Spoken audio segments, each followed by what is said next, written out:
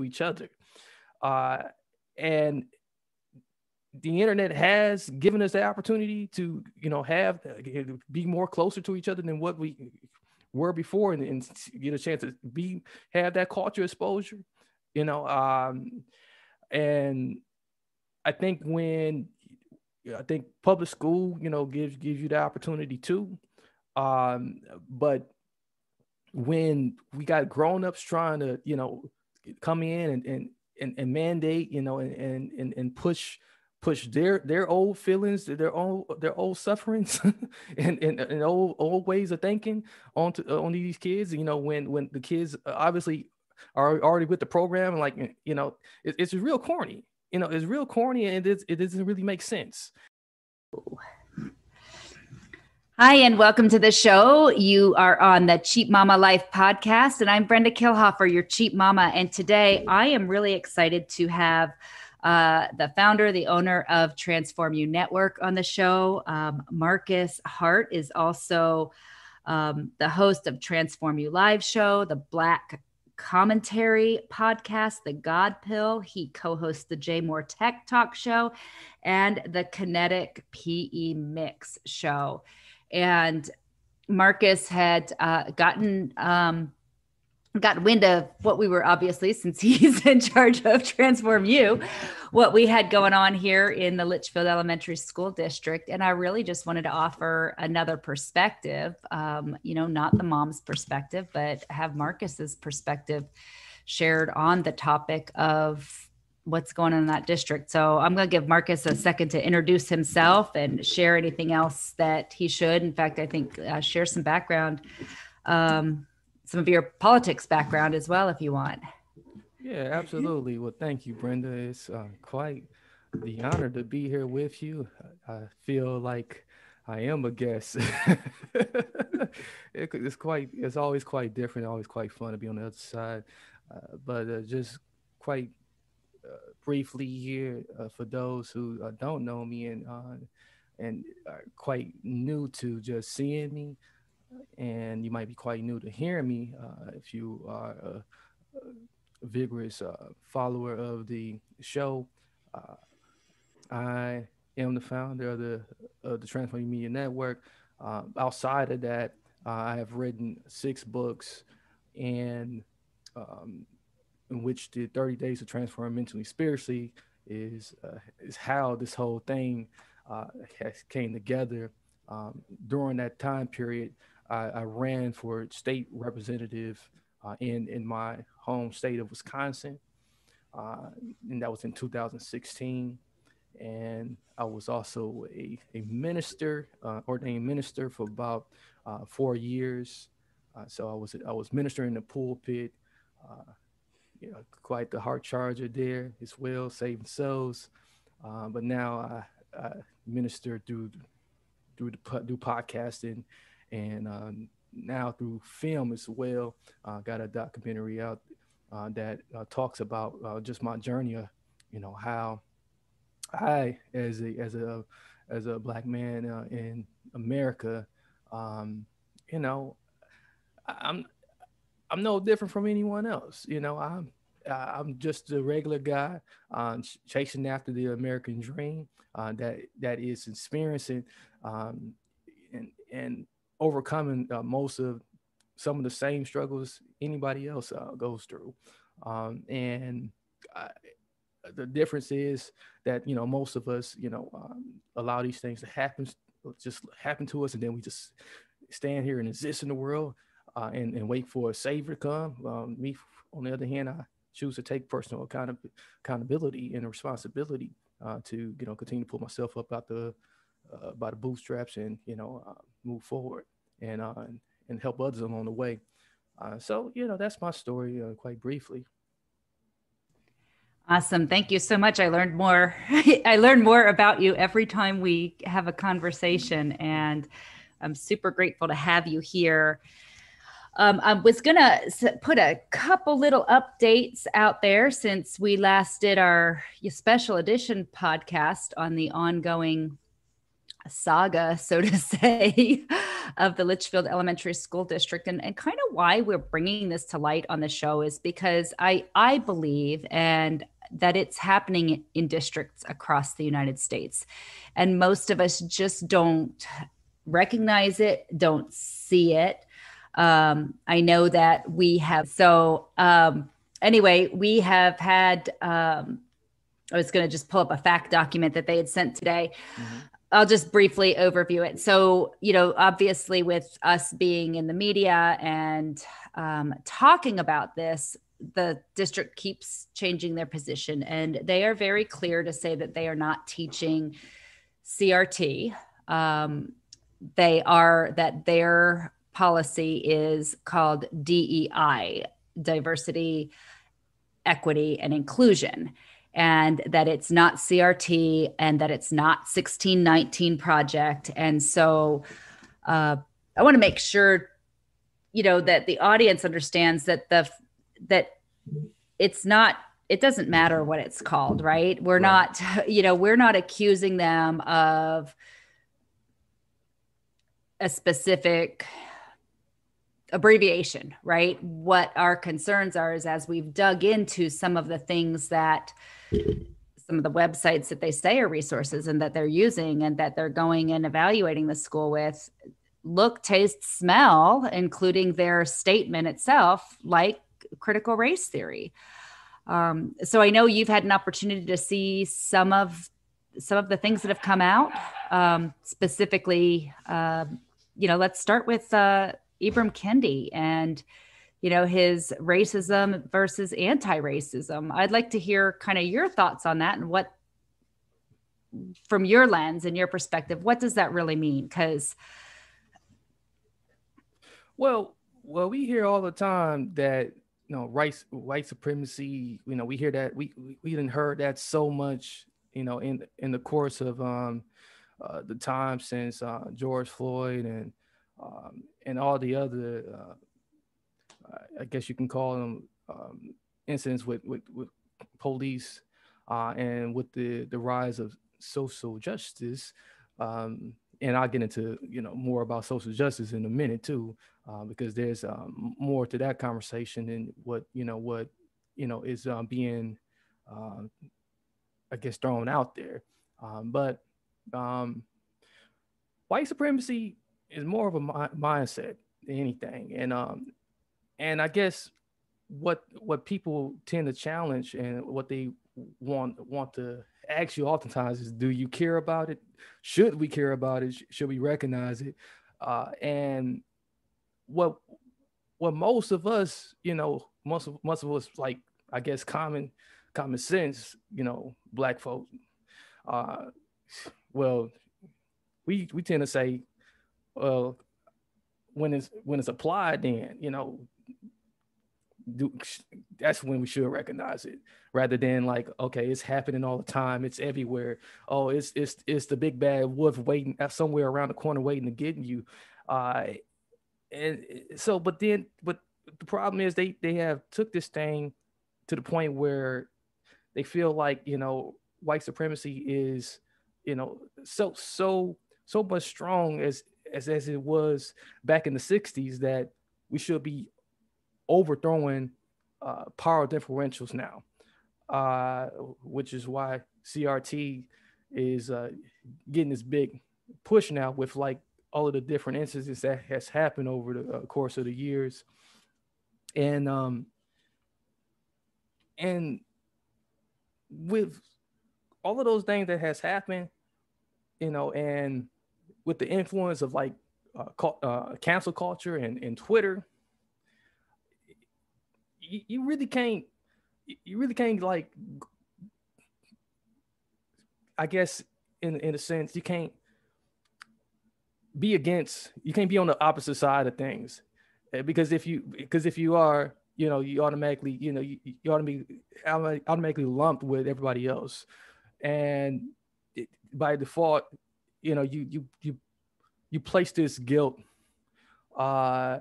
and so it becomes facts versus feelings, rather than all of us agreeing on what the facts are and what history has told us. And this is a problem because, like, that obviously then becomes you know blanketed, like what it's supposed to be something that's good is really religion underneath it. So the deeper question is, like, okay, if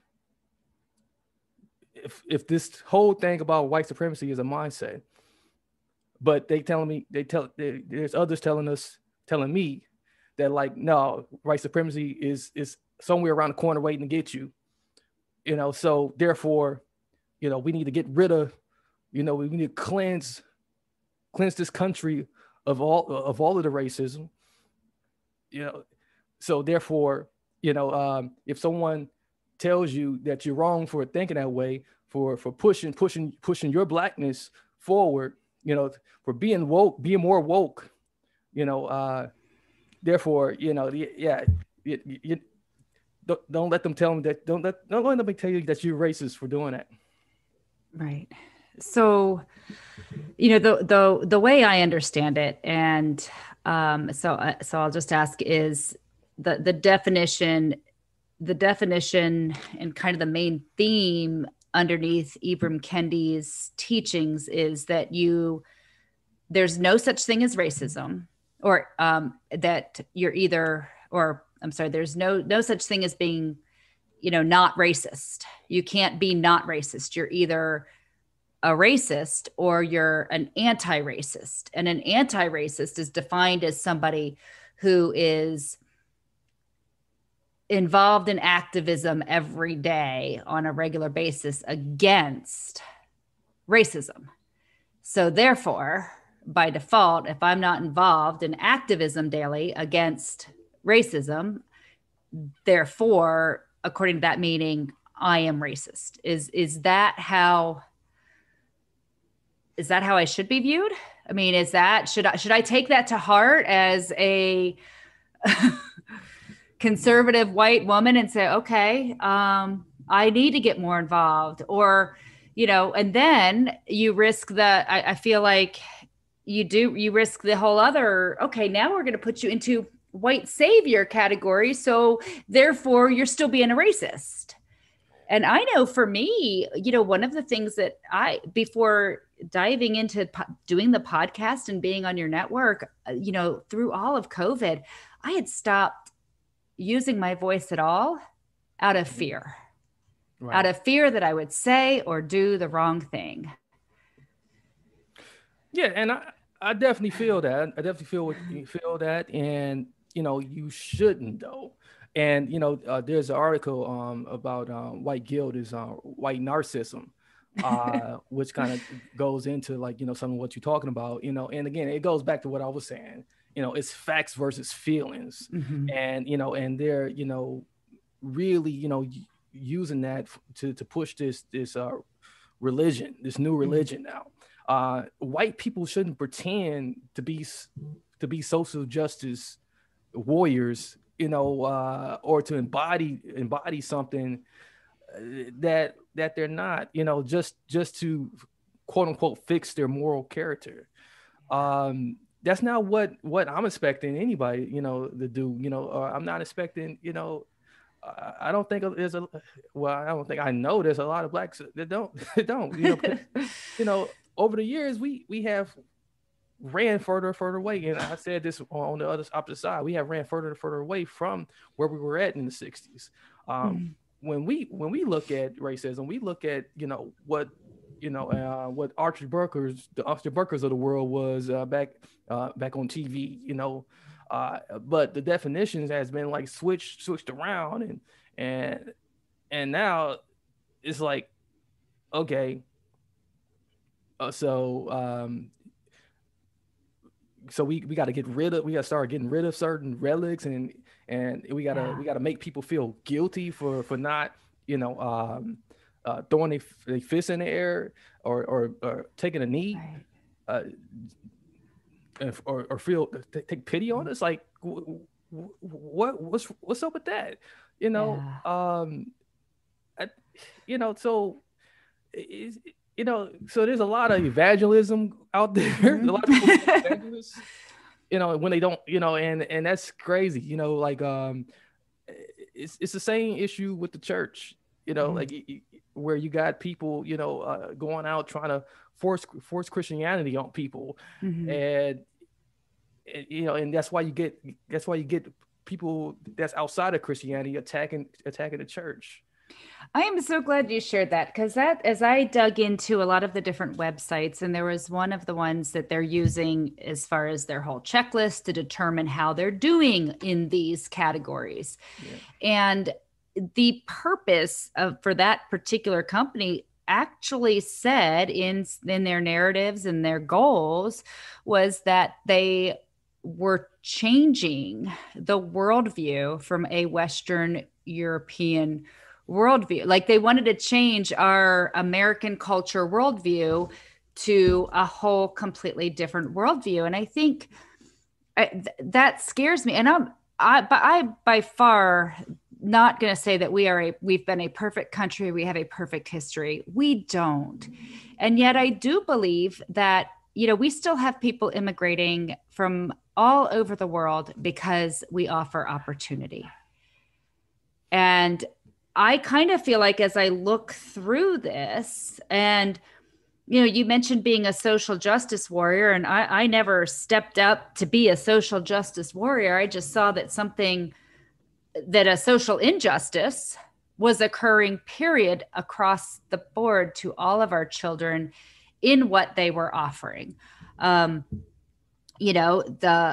for me, the specific concerns were just defining that they were going to hire by race, that they were going to set metrics around discipline by race. And I feel like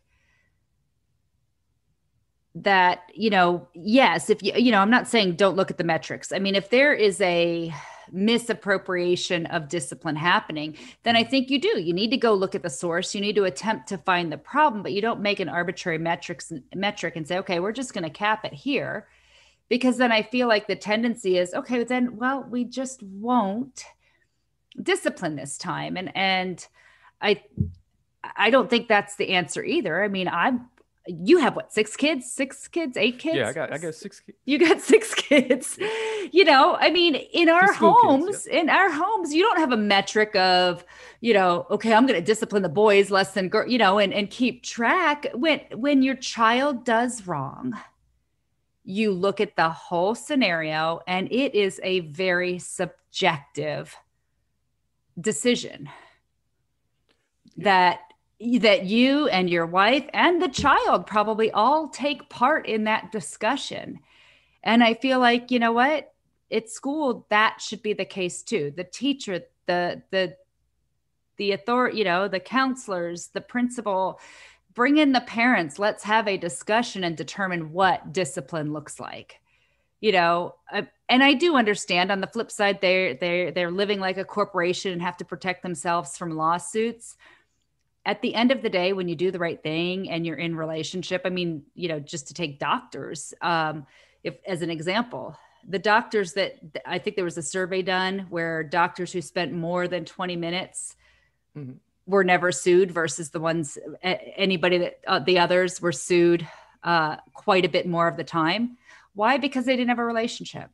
Right. You know what? If the parents, if the families, if the students feel like the school is working with them and being an advocate and getting to know them, I don't know that they would have to worry so much about those. But that's a whole, I'm sure that's a whole nother tangent. So talk to me about that. Should our schools be saying, all right, and the numbers at Litchfield Elementary, our particular school said that it was 18%. It's currently 18.3% discipline for Black students. They said that's disproportional to whatever the number is for white students, but they've never given us that number. And every school is different. I mean, some schools are, the last school my daughter went to as a white student, she was the minority. Yeah. So I would imagine that the discipline might even have been disproportionate there because when you're dealing with statistics, the number of people actually at the school matters. Exactly. So talk to me about that. Is that something that you think makes sense? Yeah, absolutely. And I just want to quickly just, like you brought up social justice warrior real quickly, and I promise I was going to, speak just real quick on social justice, and just a word into that. People don't even know that social justice can mean many things. But we have just tagged it just to one little area. Thank And you. Yes. And I do believe, I mean, I would so, say that in many times yeah, I feel, I mean, I'm an advocate against abortion. And I think that's a right. social That's justice the social issue. That justice. is a huge Yeah. social justice issue. Yeah. So Um, so when I hear that, and they're making people feel guilty for not just joining one small speck of what social justice really mean. It's like, no, you're not a social justice warrior, because like you won't even tack on some of these other cases. Then so how can you guilt someone into not supporting you? So mhm. or because they're not marching down the street or something. So yeah, so that's what it makes me think that it's real cultist, real religious. But to answer your question about discipline in schools and how they should be handled the our black children, um, you know accountability, responsibility, like, so what we would not ask people to be responsible.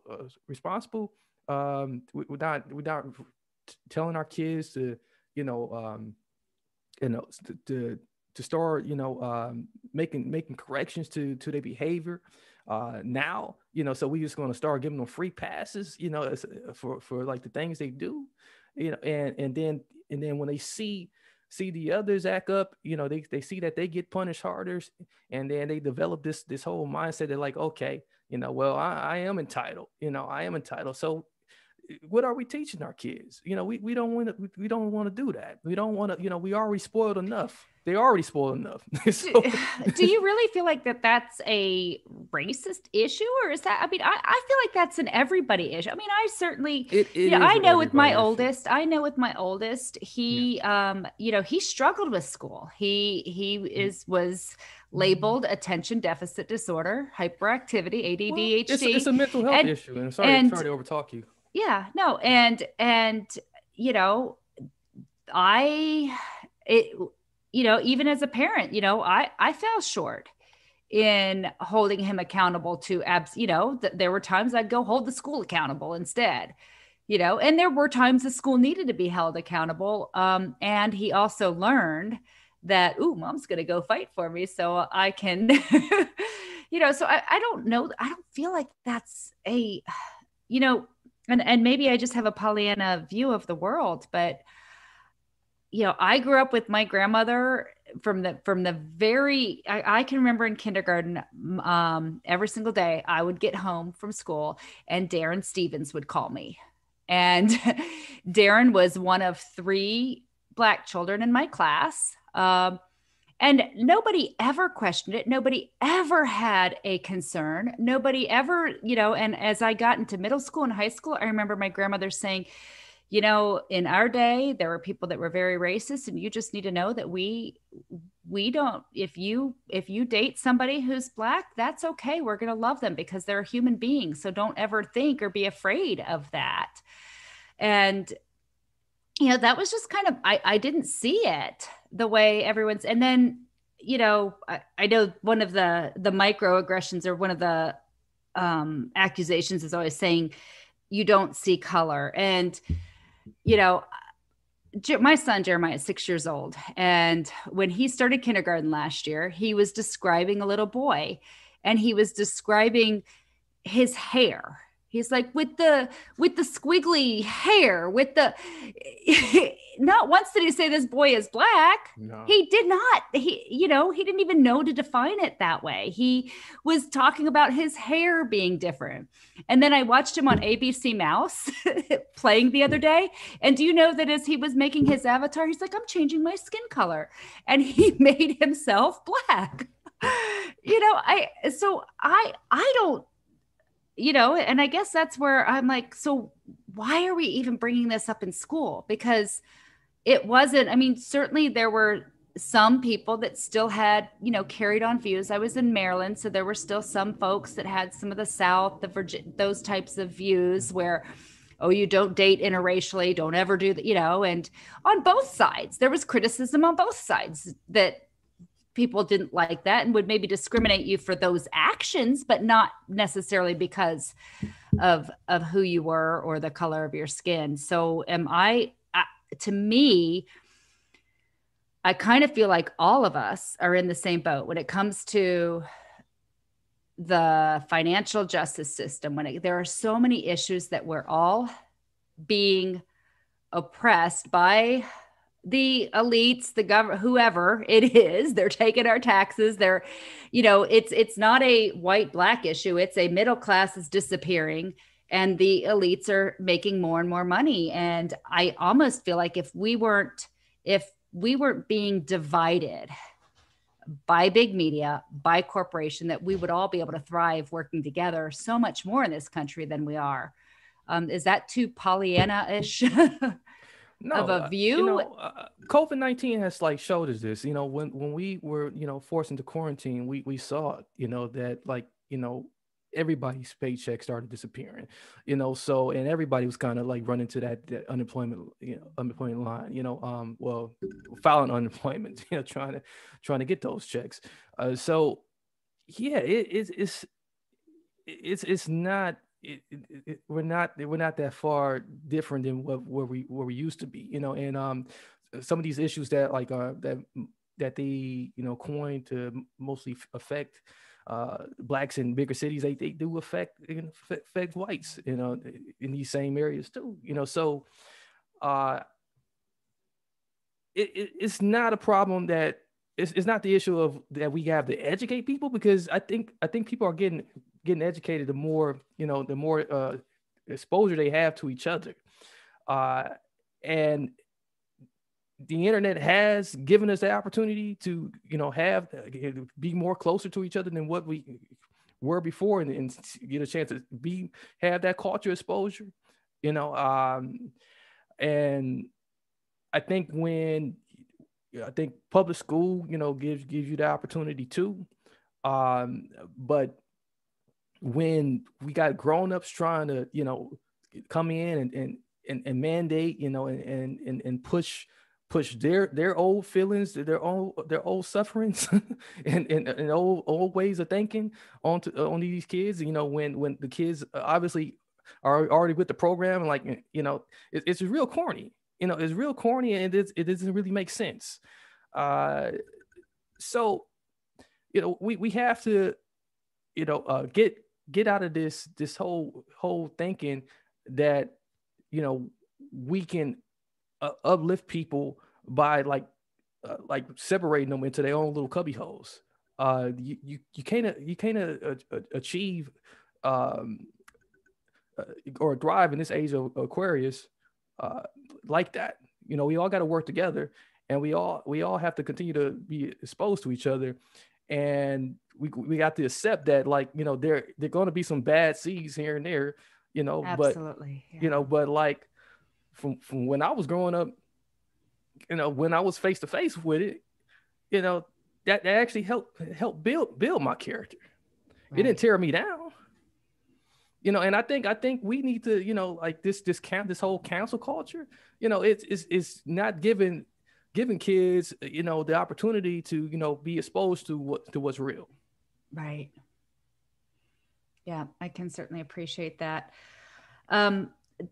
Let me ask you then about, so one of the things that is defined, and I'm not sure if Kendi defines it or not, maybe you might know more of that, but I know one of the things that I saw in digging through those websites is that their goal is to stop what they call microaggression. And as I've done the research, my understanding of microaggression is that if you tell somebody that, oh, you know what, you can do it. Guess what? You can do anything that you want. You can aim for the skies. They're actually referring to that being microaggression. So for a white teacher to tell a black student they can do that when they really don't know or don't believe that they can, that's microaggression. Is that your understanding of what microaggression is? And Well, I must have been microaggressive my whole entire professional career, because that's all I have done. I've done it for my kids. I have done it, when I was in the pulpit. Maybe that's why a lot of the church leaders didn't like me. I don't know. But no, not right. at all. So Crazy. that's not offensive that That's teachers are coming in. I mean, to me, I want somebody saying, "Hey, yeah. you can do it," and I would. This is the first thing we hear from from our own mothers. And to see something like that, being written by someone who call themselves scholarly and prestigious. That's just it's just ignorance. It's just pure ignorance. Yeah. What it sounds like to me, you want to keep people stuck. You want to keep people Right. dependent on someone in a government position. Well, that's a whole nother topic in and of Oh yeah, itself. But I absolutely. do, Yeah, I mean, I yeah, kind of feel like, absolutely. as we're in here having all of these arguments and fights, that there's like that we're missing the real important issue. And the real issue to me in our education system is that students in other countries are far surpassing ours. Oh I yeah. mean, we are no longer the leader in innovation and technology and invention. In the early schoolhouse, one room schoolhouse days, when people were teaching, you had Einstein, and Einstein was even thrown out of school as being too dumb, and yet he still achieved. Yeah. He still achieved so much, but his teacher said, "Nope, you can't be here. You're just not smart enough." Um, and in these, I just feel like we had so much more advancement in as a country as who we were when we weren't having these. It doesn't feel like it's equal opportunity. Yeah, we're talking about equity, but equity sometimes to me doesn't feel like it's about giving everybody the same equal opportunity to achieve, as much as it's about making sure that the outcome's the same, that when we measure the outcome, that we have equal outcome.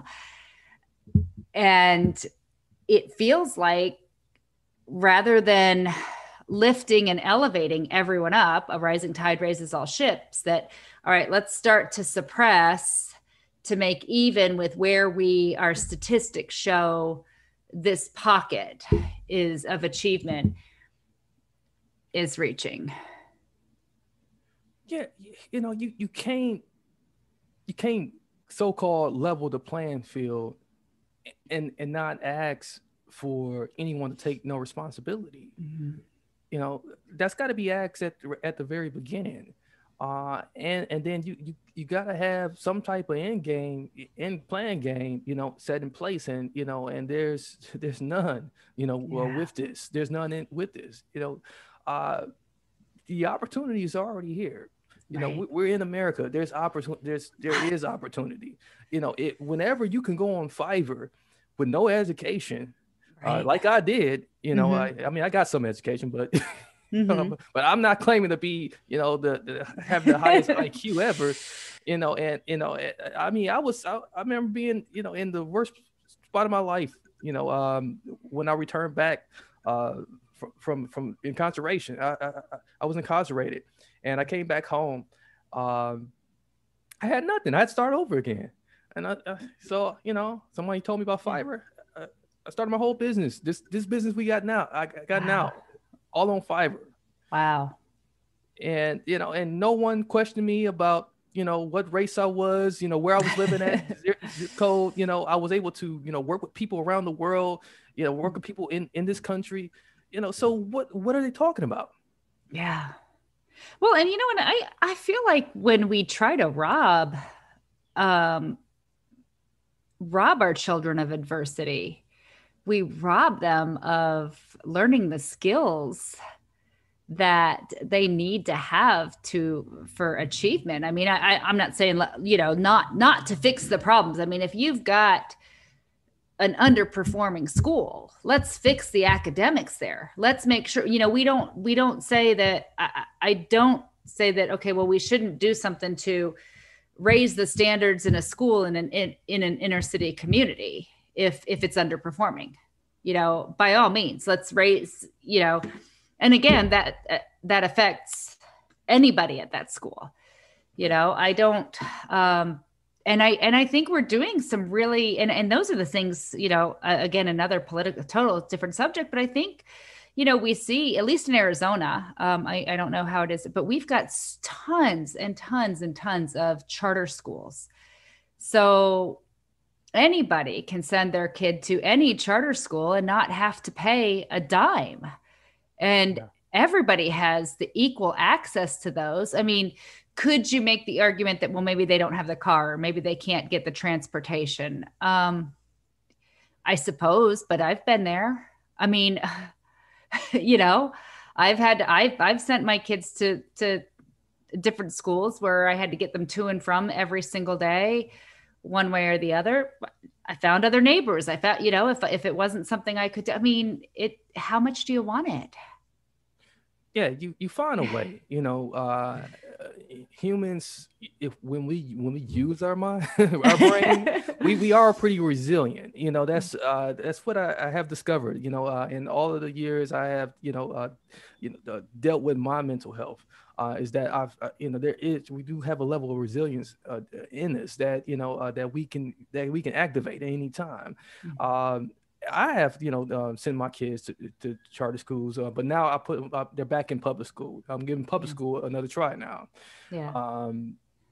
And what I'm doing, I'm kind of measuring the difference between the two, and what I'm finding is it's really in how you is and how much pressure you put on that school and on that, and if you Brenda Killhofer, how much pressure you put on the school board. That was so accidental. Like, I mean, it was really more out of curiosity because I could tell that there wasn't transparency. There wasn't, that something wasn't quite right. In fact, the first time they put it out there, the district sent a letter to squash it, and I bought into it. I was like, oh, okay. And I trusted the district because we do have one of the better school districts. Yeah. And my kids, for my oldest that I mentioned that struggled with ADHD, he went to a private school, and we spent a fortune making sure that he was in private school. And the younger kids had gone, and we had gotten some grant money because we had 3 of them at the time. But, and that's the thing. There's always scholarship and grant money. There's always where there's a will, there's a way, and to fund it. But, when he, for him, I just felt like because the alternative at the public school was that, somebody dropped a pencil at school. Well, a couple people laughed. Well, now he had to be the center, now he was that much louder than everybody else, that much more. And the teacher would just kick him out of class and send him to special. And I knew that wasn't going to do anything for him. And I sent him to a shadow day at a private school. And I remember him saying, it's so quiet. The classroom is so quiet. And I thought, he has a chance for success there. Yeah. And he still barely got by. He still just went straight into the military. There were a lot, it's not that he went and, did, remarkable things because he had that education. I mean, again, we all have the same opportunity, and we get to choose what we do with it. You can take, a great education and toss it down the drain, or take it for granted just as easily as you can take a not so great education. Like you said, create a big business off of Fiverr, start with Fiverr and create a thriving business where, you primarily are working from home, right? You're there with your kids. You guys can make choices with your kids, and it's because you made choices. And I think that's that in society across in general, we just don't take responsibility. I mean, I think at the end of the day, we all have an opportunity to take responsibility for where we're at because of our own choices that we make. No, we didn't choose the neighborhood that we lived in, but we might have chose to stay there. As children, our parents may have chosen to stay there. Could our parents have made different decisions at some point to get out?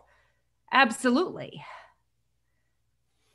You know, I And mean, and I grew, and just, take back. I started out in a little, trailer. So on Route 40, I'm not coming from, and I didn't live a privileged, I mean, I take that in the United States. We all live a privileged life in yeah, comparison to most, comparison, yeah, in yeah, comparison to the rest of the world. So definitely. in that sense, yes, I did live a privilege, but I didn't live this somehow, extraordinary. I mean, I was always the kid that was embarrassed by my clothes, embarrassed by what I had, and felt, and I had the opportunity to overcome all of those belief systems. And I think that's the thing that scares me when I look through this.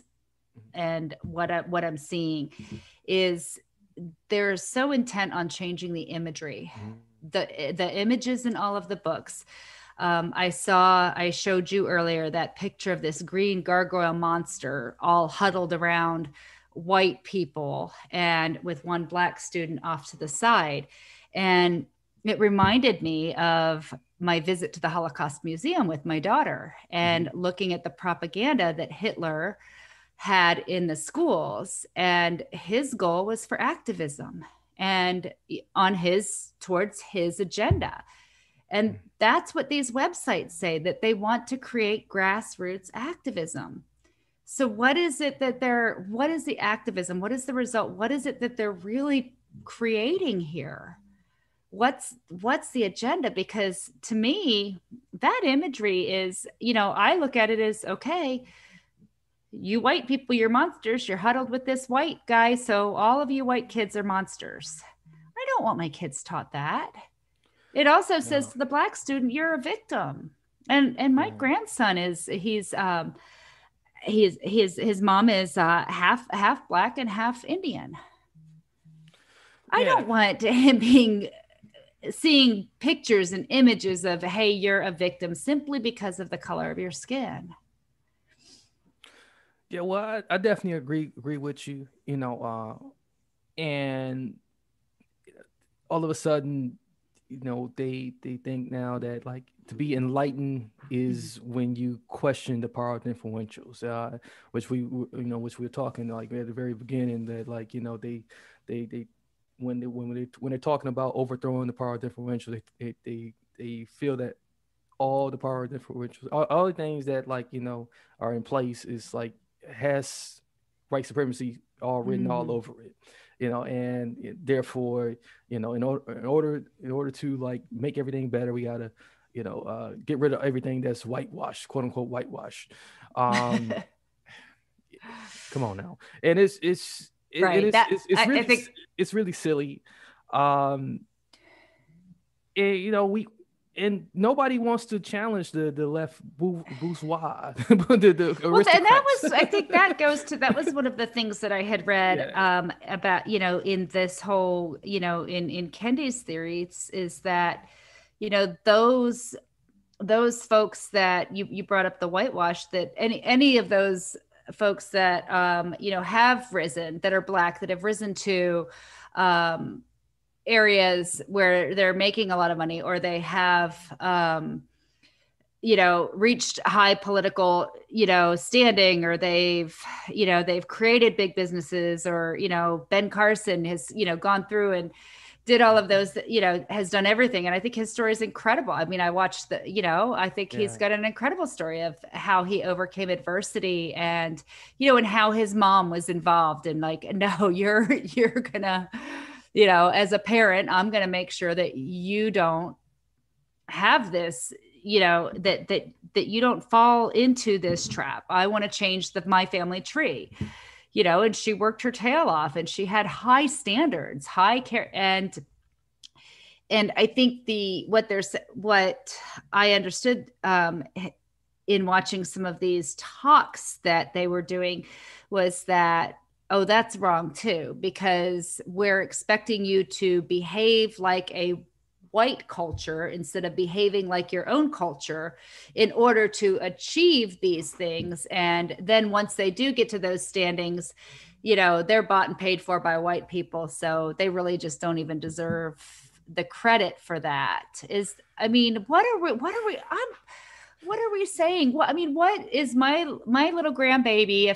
If that's what my grandbaby is saying, what does that say to him? Yeah, and or your children?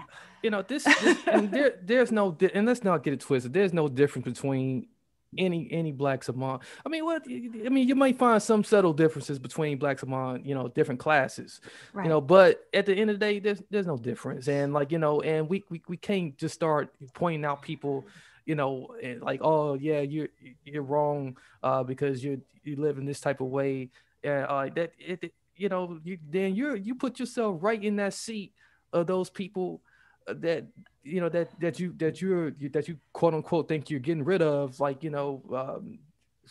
back back in the 60s, you're doing the complete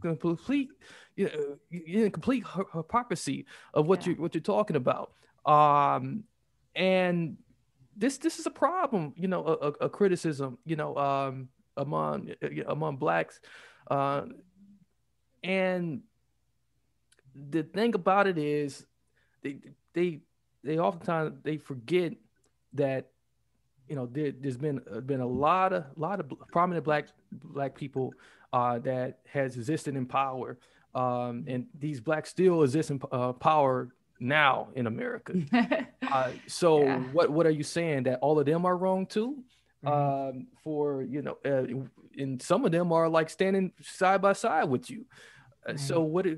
what are you saying? So that's why it's total hypocrisy, and that's why it really comes off as a religion, rather than something with good intent. And so we got to get really down to the nitty gritty of this, and separate the facts from the feelings. Right. Right. And there's too much feelings rather than actual facts. And it seems like nobody wants to be a historian anymore. Well, right. I mean, that, and that's what I look at, because, I don't feel like the folks that are like, well, why, because I think that's always the argument when those parents that are saying, hey, this doesn't smell right, I don't like this, is, well, why wouldn't you want equity? No, none of us are saying we don't want equity. I mean, not to use that as a buzzword. I mean, we want everybody to have the opportunity to be the best version of them they can possibly be, and I believe that all human beings are absolutely limitless. We place our own limits. Now, are some of those limits programmed by the people that we are around, by the folks that we listen to, the media that we hear all day? Absolutely. And can we at any point in time make a choice to change that? I think more so today than ever. I mean, somebody who doesn't believe that they can achieve could say, you know what? I like this Hart guy. I like what he's, I like what he has to say.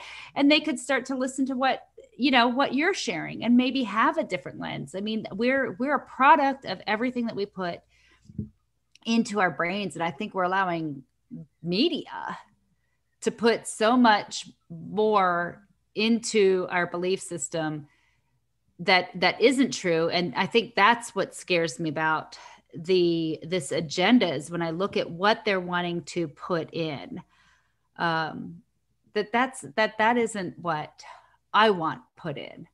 Now there are, on the same token, there are some things, and listening to some of Ibram Kendi's talks that he did, there were some things that he did teach me that I'm like, that's kind of cool. I didn't know that. I can now appreciate your lens more, or where you're coming from. I know he had shared that the reason that he felt we should pay reparations to Black people was because when slavery ended, that Lincoln actually paid reparations to the slave owners for losing their slaves. Mm-hmm. So now I can appreciate that filter. Now, do I believe that my tax dollars that I should pay for that crime hundreds of years ago, I don't feel I'm responsible for that crime. And I can appreciate if somebody else maybe thinks that I am. Although, my family is Native American and we immigrated from, Italy, probably even after long after the abolition of slavery. So, but I definitely appreciated hearing that because I didn't know that. That wasn't something that was taught. So do we need to do better at what we teach? Absolutely. Do we need to erase everything we've ever taught and go in and pull every book that we find offensive? No, because no. I mean, how else do we learn if we eliminate the things that didn't work in the past?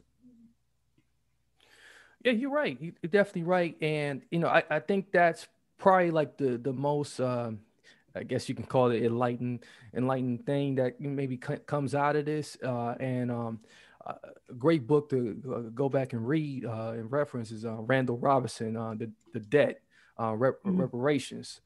So he tackled this really good, but he also got another book called The Reckoning, which also challenges Black Americans to speak out and reach back, to ensure that we figure out a way, when if that does happen, that that our social and economic success in this country is secured, all together, right. And that we take the time to look at the symptoms, the different symptoms that is like really critical to rebuilding a lot of the Black communities that are heavily in poverty, and things that are troubling our youth, like especially in terms of safety. Yeah, I don't disagree with you. I watched I watched your podcast a few weeks ago on that, and we have to do better. There's bigger issues. There's a lot of bigger issues that's like right in front of our faces, mm-hmm. and I don't, for me, personally, I just think that, I don't want to see us going backwards and mm-hmm. and putting us like in this place where people are divided mm-hmm. based on something that's popular at the time, and have all of the true definitions of all of these words that that really got to people who came before us, mm-hmm. and they were there for those definitions. It rile up something that doesn't even really even matter. It's that's not where we at right now. Right. I know before we got on the podcast itself, you had mentioned, that this is that really this is the same solution that we've been throwing out there over and over and over again in different words, different ways, but it really is nothing new. No, it's not. It hasn't sticked in all of the 34 years that they have, stuck this ideology out, this religious ideology mm-hmm. Out here. Worldview. It's a worldview, is what it is. Yes, it hasn't stick, and it's a reason it hasn't stick. But and maybe and now they're trying to ride the coattails of of the Black Lives Matter movement. And these other various things that's coming out with Me Too and a lot of other things. Mm-hmm. And they're trying to lump it all together, and because it can be commercialized, like you said, anytime media says mm-hmm. like, hey, this is what it is, mm-hmm. then everybody buys in, like, maybe it is, right? Oh, okay, maybe I can find a way to make money off of this too. So let's put it in the schools, and then schools say, oh yeah, we can get funding for this because it's popular now. Right. So yeah. And I have literally seen this during my tenure, running for campaigns, where I will see candidates will switch their whole, platform, because like it's something that'll come out that's, popular, hey dude, you was not, echoing that, just a month ago. Right. They switched their whole platform because of influence from from these different groups, these different lobbyists, these different people with pockets, uh, and change their whole value system, whole belief system, to to cater to these people, and this is what's happening. Right. And when they say like there's no blacks in power, well, I live in a city where I got a whole city hall that's like 90% black, and like Mhm. and I look at my communities, like some of the communities that where majority black live in, they still look the same. So Mhm. what's going on? Right. What are we doing here? Why, yeah. Why aren't we fixing the problem? Yeah, Why is the problem persisting? If yeah, and why are you adopting this mindset, this ideology that's not working for us, for our youth? right. And there is, and I believe there's answers. I mean, I certainly can see in why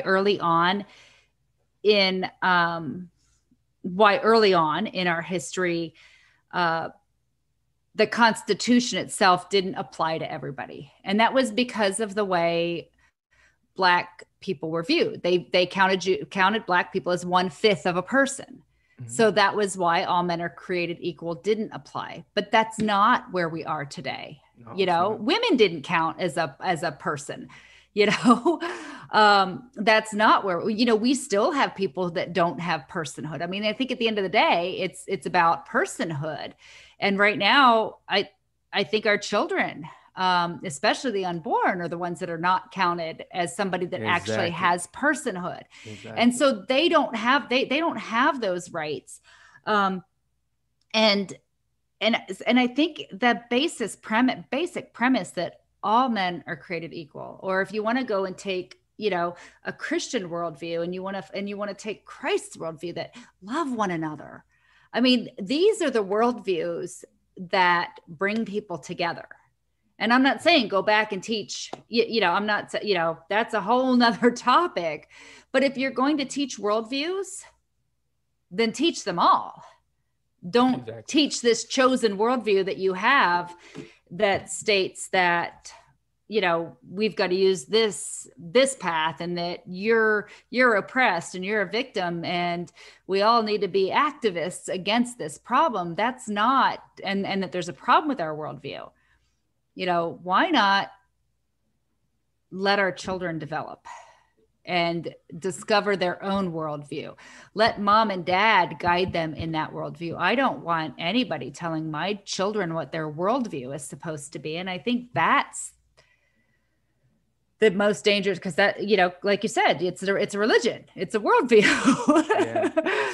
And now they're wanting to make that the norm and not now. I mean, I guess they always have wanted to make that their norm in the school system. Yeah, whenever I see people like Cardi B getting the mic, I know that we are much farther along. So I mean, and that's just a joke there, but yeah, I'm serious Yeah.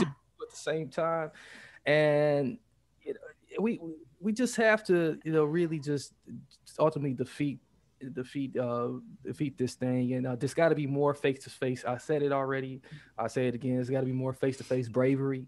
Yeah. People got to be willing to just take what is, and let it be what is. Like you know somebody, and let people call you what they want, Right. and then say to yourself, well, hey, I love you, but I'm gonna do what I'm Right. was already doing, or what I'm seeking out to do. There's got to be more futurism, and there's got to be more people who has that idea of what history truly was. Yeah. We're too much right here, right now. I know we got to be in present mind, we got to be in the present, but we gotta look back at our history, and move Hmm. forward at the same time. It's a great thing that the Hebrews did in Old Testament. If you look at the whole history of this whole stories of the Old Testament, you put Right. them together, it looks like the people of the Old Testament are they're moving backward. They're moving with their backs forward and looking back at their past, and that's what we need Hmm. to do. I agree, and we have it, and I think that's the beautiful thing about whether a book is is a book or a movie or a cartoon is painted with a racist viewpoint. I mean, the stuff that Hitler published was awful to look at. And I'm glad it's there. I'm glad I had the opportunity to see it, because had I not, I wouldn't recognize that what we're doing is so similar. Right. Exactly. To your point with scripture, with the Bible, I mean, I can read almost any book in the Bible and apply it to exactly what's going on right now, today. And there is, even if people took it for as, fine, you don't believe in Christ, you don't believe in a God, can you at least take it from its historical perspective? Mm-hmm. It was written, hundreds of thousands of years. Take it from the historical perspective and learn from it. And I think that's key. And will we ever know, all the answers? Will we ever know what was truth, what was fiction? No, but we have an and the biggest opportunity, I think, at the end of the day, if you take Christ's teaching to love one another, it just is that basic love one another. And we sit down just like you and I are today, get to know one another and really try to understand. And okay, how do we solve this problem? What are you facing? Marcus, what are you facing with your kids? And I bet you and I have the same experiences, even though you're in Wisconsin and I'm in Arizona, your school system, your city may look very different than my little rural, but at the end of the day, it's all character issues. Yeah, it is. And let's work together to help and serve one another. So I appreciate you being part of this today. And I don't know how much of the topic we actually addressed, but it was a great conversation. I think we attacked a lot of it. And but all in all, you said it though. Character and behavior is what we need to start working on. That's what people need to start.